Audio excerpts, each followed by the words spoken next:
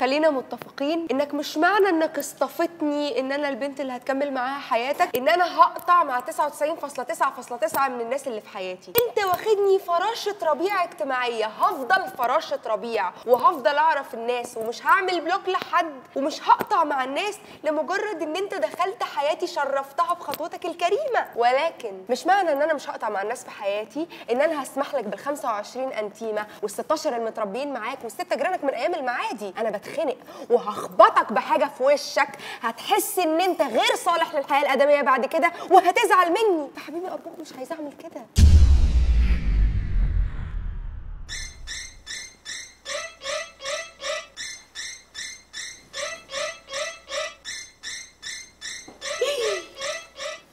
استنى نط نطة شرسة. انا ما اتخنش كده، انا قصرت. ده الانسان اللي انا حبيته. ايدك شغالة لوحدها اهو. فصل فجأة، انقطعت الكهرباء فجأة، فصل وانا بكتب عادي. انا اتخان كده. انا اصلا هو ده الانسان اللي انا حبيته، هو ده. فصل. وخليك عارف وواثق ومتأكد ان مفيش غلطة فسوة هفوة هتعدي عليها وهتفضل فاكرة لك غلطاتك وهفواتك وفسواتك من 10 سنين لحد دلوقتي. خلصت تبريراتك الهبلة التافهة؟